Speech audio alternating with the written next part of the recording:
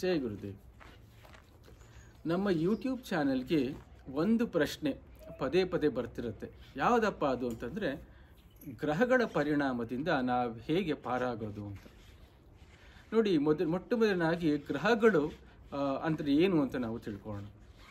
ಈಗ ಗ್ರಹಗಳು ಅಂತಂದರೆ ನಮ್ಮ ಚೈತನ್ಯದಲ್ಲೇ ಆಗಿರುವ ಒಂದು ಅಚ್ಚುಗಳು ಅಥವಾ ಇಂಪ್ರೆಷನ್ಗಳು ಅಥವಾ ಕರ್ಮಗಳು ಅಂತ ಹೇಳ್ತೀವಿ. ಈ ಕರ್ಮಗಳು ಹೇಗೆ ಸೃಷ್ಟಿ ಆಗುತ್ತೆ ಅಂತ ಹೇಳಬೇಕು ಅಂತಂದರೆ, ನಾವು ಯಾವುದೇ ಚಟುವಟಿಕೆ ಮಾಡಿರ್ತೀವಿ, ಈ ಜನ್ಮದಲ್ಲೋ ಹಳೆಯ ಜನ್ಮದಲ್ಲೋ ಯಾವುದೋ ಚಟುವಟಿಕೆ ಮಾಡಿರ್ತೀವಿ.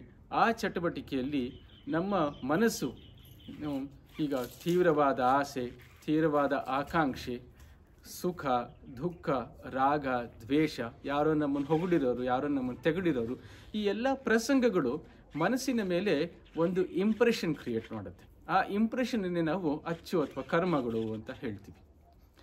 ಈಗ ಈ ಗ್ರಹಗಳು ಏನು ತೋರಿಸುತ್ತೆ ನಮ್ಮಲ್ಲಿ ಅಂತಂದರೆ, ಆ ಕರ್ಮಗಳ ಒಂದು ಸ್ಕ್ರೀನ್ ಶಾಟ್ ಅಥವಾ ಒಂದು ಬ್ಲೂ ಪ್ರಿಂಟ್ ತೋರಿಸುತ್ತೆ. ಜ್ಯೋತಿಷ್ಯ ಶಾಸ್ತ್ರದಲ್ಲಿ ನಾವೆಲ್ಲರೂ ನೋಡಿರ್ಬೋದು, ಹಾರೋಸ್ಕೋಪ್ ಅಥವಾ ಜಾತಕ ಅಂತಂದ್ರೇನು, ಒಂದು ಕರ್ಮದ ಒಂದು ಸ್ಕ್ರೀನ್ ಶಾಟ್ ತೋರಿಸುತ್ತೆ ಅಂತಂತ. ಈಗ ನೋಡಿ, ನಮ್ಮಲ್ಲಿ 9 ಗ್ರಹಗಳಿವೆ, 12 ರಾಶಿಗಳಿವೆ. 9 ಗ್ರಹಗಳು 12 ರಾಶಿಯ ಮೂಲಕ ಸಂಚಲನೆ ಮಾಡಿದಾಗ 108 ಬೇರೆ ಬೇರೆ ಥರ ಬದಲಾವಣೆ ಉಂಟಾಗುತ್ತೆ, ನಮ್ಮಲ್ಲಿ ಪ್ರಭಾವ ಆಗುತ್ತೆ 108 ಥರ. ಮುಖ್ಯವಾಗಿ ಈಗ ನಾವು ಯಾವುದೇ ಜಪಮಾಲೆಯಲ್ಲಿ ನೋಡಿದಾಗ 108 ಮಣಿಗಳಿರುತ್ತೆ. ಯಾವುದೇ ಜಪ ಮಂತ್ರ ಮಾಡಿದಾಗ ನಾವು 108 ಸಲ ಮಾಡಿದಾಗ ಒಳ್ಳೆಯ ಪರಿಣಾಮದ ಒಂದು ಪ್ರಭಾವ ಹೆಚ್ಚಾಗುತ್ತೆ. ಹಾಗೂ ಕೆಟ್ಟ ಪ್ರಭಾವದ ಕಡಿಮೆ ಅದು ಕೆಟ್ಟ ಪ್ರಭಾವದ ಕಡಿಮೆ ಆಗುತ್ತೆ, ಅದರ ಎಫೆಕ್ಟ್ ಕಡಿಮೆ ಆಗುತ್ತೆ. ಈಗ ಇನ್ನೂ ವಿಸ್ತಾರವಾಗಬೇಕು, ಇನ್ನೂ ಹೇಳಬೇಕು, ಡೀಟೇಲಾಗಿ ಹೇಳಬೇಕು ಅಂತಂದರೆ, ನೋಡಿ, ಈ ಇಡೀ ಪ್ರಪಂಚದಲ್ಲಿ ಸೃಷ್ಟಿಯಲ್ಲಿ 5 ಪಂಚಭೂತಗಳಿಂದ ಮಾಡಿದೆ. ಭೂಮಿ ತತ್ವ, ಜಲತತ್ವ, ವಾಯುತತ್ವ, ಅಗ್ನಿತತ್ವ ಹಾಗೂ ಆಕಾಶ ತತ್ವ.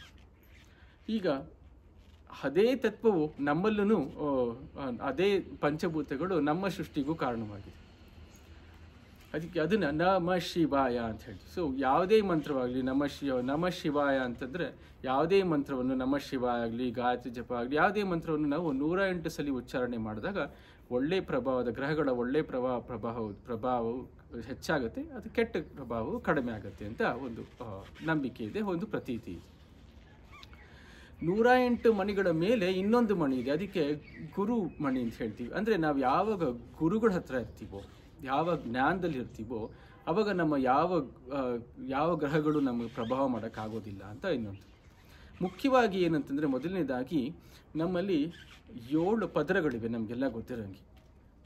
ಶರೀರ, ಮನಸ್ಸು, ಉಸಿರು, ಮನಸ್ಸು, ಬುದ್ಧಿ, ಚಿತ್ತ, ಅಹಂ, ಅದಾದಮೇಲೆ ನಮ್ಮ ಆತ್ಮ ಅಂತ. ಈಗ ಗ್ರಹಗಳ ಪರಿಣಾಮಗಳು ನಮ್ಮ ಅಹಂಕಾರದವರೆಗೆ ಆ ಪದರ ತನಕ ಹೊಂತು ಒಂದು ಇದೆ. ನಾವು ಯಾವ ಅಹಂಕಾರವನ್ನು ದಾಟ್ತೀವೋ, ಯಾವಾಗ ನಮ್ಮ ಆತ್ಮದಲ್ಲಿ ತೃಪ್ತವಾಗಿ ನಾವು ರಮಿಸ್ತೀವೋ, ಆವಾಗ ಯಾವ ಗ್ರಹಗಳು ನಮಗೇನು ಮಾಡೋಕ್ಕಾಗೋದಿಲ್ಲ ಅಂತ ಒಂದು ಇದಿದೆ. ಈಗ ಈ ಅಹಂಕಾರವನ್ನು ನಾನು ನನ್ನದು ಅಂತ ಹೇಗೆ ಪಾರಾಗೋದು ಅಂತಂದರೆ, ನಾವು ಮುಂಚೆ ಹೇಳ್ದಂಗೆ, ಇವಾಗ ನಾವೆಲ್ಲ ಕೂತಿರ್ತೀವಿ, ಒಂದು ಫೋನ್ ಹೊಡೆದೋಗುತ್ತೆ.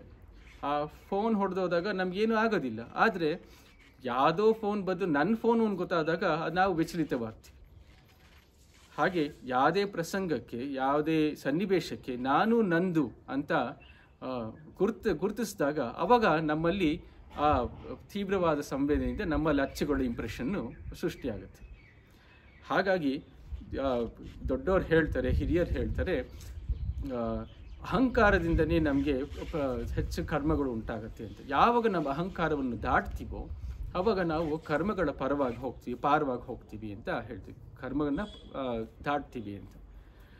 ಈಗ ಅಹಂಕಾರವನ್ನು ಹೇಗೆ ಪಾರಾಗೋದು ಅಂತ ನೋಡಿದಾಗ, ಮೊದಲನೇದಾಗಿ ನೋಡಿ, ನಿಶ್ಚಲವಾದ ಭಕ್ತಿ ಶ್ರದ್ಧೆ ಗುರುಗಳ ಮೇಲೆ. ಯಾವಾಗ ಭಕ್ತಿ ಶ್ರದ್ಧೆ ಹೇಳ್ಕೊಂಡಿರ್ತೀವೋ, ಗುರುಗಳ ಕೃಪೆಯಿಂದ ನಮ್ಮ ಕರ್ಮಗಳು ಎಷ್ಟೋ ಕಡಿಮೆ ಆಗುತ್ತೆ. ಈಗ ಯಾರೋ ಒಬ್ಬರು ನಮಗೆ ಬಿಲ್ಲು ಬಾಣದಿಂದ ಹೊಡಿತಾರೆ ಅಂತ, ಹಳೆ ಕಾಲದ ಒಂದು ಕಥೆ ಇದೆ. ಬಾಣದಿಂದ ಯಾರೋ ಹೊಡಿತಾರೆ ಯಾರ್ದೋ ಅಂತ ಹೇಳಿ, ಆ ಮನುಷ್ಯನ ತಲೆ ಹೆಗರೋ ಬದಲು ಆ ಮನುಷ್ಯನ ಟೋಪಿ ಕಿತ್ಕೊಂಡು ಹೋಗುತ್ತೆ ಅಂತ ಆ ಬಾಣದಿಂದ. ಸೊ ಗುರುಗಳ ಕೃಪೆಯಿಂದ ಏನು ಕಾರಣ ಅಂತಂದರೆ ತಲೆ ಹೋಗೋ ಬದಲು ಟೋಪಿ ಹೋಗುತ್ತೆ ಅಂತ.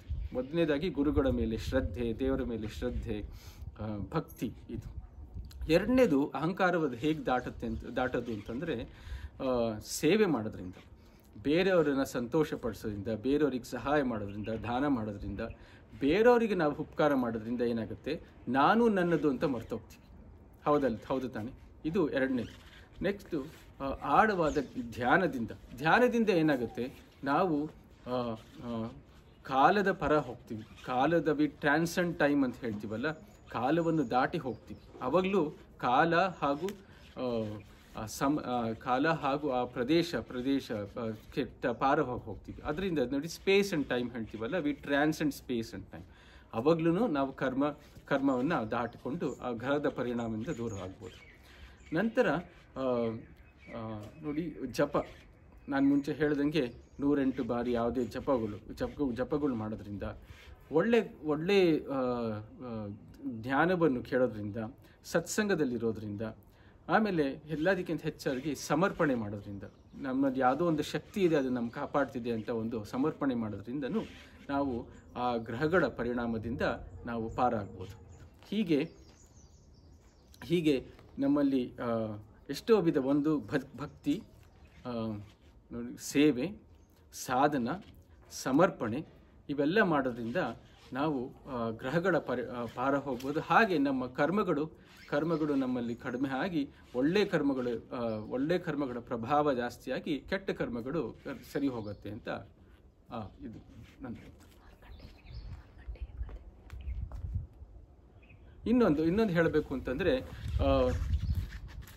ನೋಡಿ, ಪುರಾಣದಲ್ಲಿ ಒಂದು ಕಥೆ ಇದೆ. ಈ ಒಬ್ಬರು ದಂಪತಿಗಳಿಗೆ ಎಷ್ಟೋ ವರ್ಷದಿಂದ ಮಗು ಆಗಿರಲಿಲ್ವಂತೆ. ದೇವರಲ್ಲಿ ತುಂಬ ಪ್ರಾರ್ಥನೆ ಮಾಡಿದಾಗ ದೇವರು ಪ್ರತ್ಯಕ್ಷವಾಗಿ ಬಂದು ಆ ದಂಪತಿಗಳಿಗೆ, ನಿಮಗೆ ಮಗುವೇನೋ ಕೊಡ್ತೀವಿ, ಆದರೆ ನಿಮಗೆ ಒಳ್ಳೆ ಹುಡುಗ ಬೇಕು, ಒಳ್ಳೆ ಮಗು ಬೇಕು, ಅಥವಾ ಅಲ್ಪಾಯಸ್ಸಾಗಿರೋ ಒಳ್ಳೆ ಮಗು ಬೇಕು, ಅಥವಾ ಇನ್ನೊಂದು 100 ವರ್ಷ ಬದುಕು ಒಬ್ಬ ಕೆಟ್ಟ ಹುಡುಗ ಬೇಕು, ಕೆಟ್ಟ ಮಗು ಬೇಕು ಅಂತ. ದಂಪತಿಗಳು ಹೇಳ್ತಾರೆ, 100 ವರ್ಷದಿಂದ ಯಾಕಪ್ಪ ನಾವು ಇರೋದು ಅಂತ, 100 ವರ್ಷದ ಕೆಟ್ಟ ಮಗು ಯಾಕೆ ಹಿಡ್ಕೊಂಡು ಏನು ಮಾಡೋದು ಅಂತಂದ್ಬಿಟ್ಟು ಒಳ್ಳೆ ಹುಡುಗಸ್ಕೊಡಿ ಅಂತ ಹೇಳಿ. ಆ ಹುಡುಗ ಹುಟ್ಟುತ್ತಾನಂತೆ, ಮಗು ಹುಟ್ಟುತ್ತಾಗತ್ತೆ. ಅದಕ್ಕೆ ಆ ಮಗು ತುಂಬ ಶ್ರದ್ಧೆ, ಭಕ್ತಿ, ಸೇವೆಯಾಗಿ ಸಣ್ಣ ವಯಸ್ಸಿಂದನೂ ಜ್ಞಾನದಲ್ಲಿ ಅಡಗಿದಂತೆ. ಜ್ಯೋತಿಷಿಗಳು ಹೇಳ್ತಾರಂತೆ, ಅವನ ಜಾತಕವನ್ನು ನೋಡ್ಬಿಟ್ಟು, ಈ ಮಗುಗೆ ಅಲ್ಪಾಯಸ್ಸು, 16 ವರ್ಷಕ್ಕೆ ಇವನು ತೀರೋಗ್ತಾನೆ ಅಂತ. 16 ವರ್ಷ ಆಗ್ತಾ ಬಂತಂತೆ. ಈ ಮಾರ್ಕಂಡೇಯ ತುಂಬ ದೇವರಲ್ಲಿ ಭಕ್ತಿ, ಸಾಧನೆ, ಜ್ಞಾನ, ಧ್ಯಾನ ಇದರಲ್ಲಿ ಅವನು ಕಾಲ ಕಳೀತಿದ್ದಾಗ 16 ವರ್ಷಕ್ಕೆ ಬಂದಾಗ ಯಮಧರ್ಮರಾಯ ಬಂದಾಗ ನಮ್ಮ ಪ್ರಾಣ ತಗೊಂಡು ಹೋಗೋಕ್ಕೆ ಕತೆ ಏನು ಹೇಳುತ್ತೆ ಅಂದರೆ, ಯಮಧರ್ಮರಾಯ ಅವನು ಮುಟ್ಟಕ್ಕೂ ಆಗಲಿಲ್ವಂತೆ. ಯಾಕೆಂದರೆ ಅವನು ಅಹಂಕಾರವನ್ನು ಪಾರಾಗಿದ್ದಂತೆ. ಆದ್ದರಿಂದ ಜ್ಞಾನದಿಂದ, ಸೇವೆಯಿಂದ, ಭಕ್ತಿಯಿಂದ, ಅಹಂಕಾರದಿಂದ ಪಾರಾಗಿದ್ದಂತೆ. ಹಾಗೆ ಕೃಪೆಯಿಂದ ಅವನು ಅಹಂಕಾರದಿಂದ ಪಾರಾಗಿದ್ದಂತೆ. ಇದು ಒಂದು ಕತೆ. ಅಂದರೆ ನಾವು ಯಾವಾಗ ದೇವರ ಧ್ಯಾನದಲ್ಲಿರ್ತೀವೋ, ಜ್ಞಾನದಲ್ಲಿರ್ತೀವೋ, ಅವಾಗಲೂ ನಾವು ಅಹಂಕಾರದ ಪಾರು ಹೋಗ್ಬಿಟ್ಟು ನಮ್ಮ ಕರ್ಮಗಳನ್ನು ಕಡಿಮೆ ಮಾಡ್ಕೋಬೋದು ಅಂತ. ಜೈ ಗುರು.